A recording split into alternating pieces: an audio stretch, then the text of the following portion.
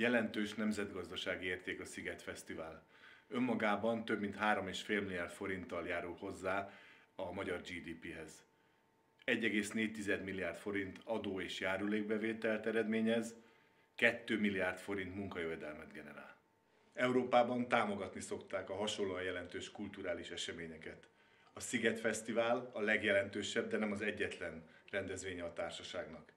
A Sziget Kft. Rendezvényportfóliójának egyéb elemei önmagukban is több 100 millió forint eredményt képesek termelni. A Sziget Kft. Gazdálkodása stabil, működése profitábilis. Az eddig megszerzett tapasztalatokra és a meglévő know-how-ra támaszkodva regionális terjeszkedést is tervezünk. Lesz-e 2011-ben is Sziget, és ha igen, hol? Én azt gondolom, hogy lesz, és az Óbudai szigeten továbbra is. Megszoktuk, hogy újra és újra újabb nehézségek merülnek föl a sziget megrendezése körül. Most éppen megint van egy ilyen fura nyilatkozatháború, de én azt gondolom, sőt meggyőződésem, hogy itt az egésznek az alapjai egy tévedésre építették, egy rossz számolási logikára, és hogyha ezt végre sikerült tisztázni az illetékesekkel és megértetni, hogy itt abszolút irreálisak az ő elvárásaik és rossz maga a megközelítés, akkor ezt be fogják látni, és akkor minden visszakerül a maga helyes medrébe. Mi mutatja a sajtóban megjelent számok irracionalitását? Hát több példát is tudnék hozni rá.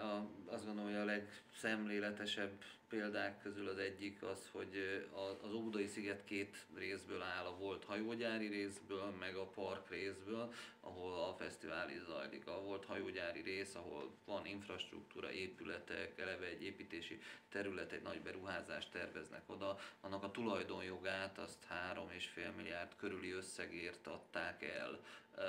Ehhez képest azt a részt, ahol nekünk kell minden évben kiépíteni az infrastruktúrát, gyakorlatilag egy park, ami önmagában alkalmatlan bármilyen tömegrendezvényre, azt egy hétre akarják bérbe adni 2,5 milliárd. Emellett, hogyha csak egyszerűen azt megnézzük, hogy mik a piaci realitások ma, mi számos más rendezvényt is rendezünk Sopronban, a Balaton partján, most átveszünk egy új rendezvényt, ami tavaly a Várban volt, előtte a Millenárison. Tehát itt néhány millió forintokról beszélünk. Tudnának-e és hajlandóak lennének-e bármennyit is fizetni a terület használatért? Azt gondolom, hogy érdemes olyan értelemben a tudnánk-e és a hajlandóak lennénk-e valóban két külön kategóriává tenni, hogy ha csak azt nézzük, hogy a Sziget Szervezőiroda egy, mondhatom azt, hogy sikeres üzleti vállalkozás, aminek van nyeresége, és a nyeresége terhére nyilván tudna további költségeket bevállalni.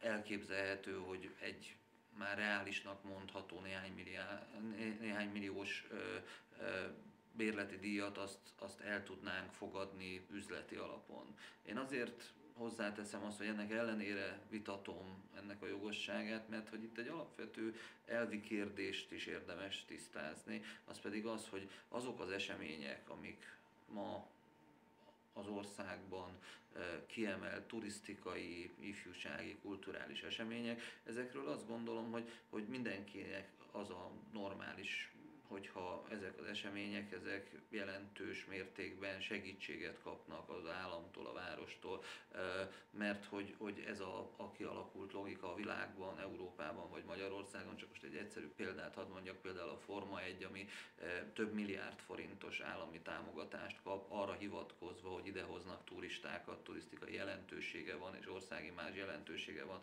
ennek az eseménynek. Évek óta a sziget több turistát hoz, mint a Forma 1.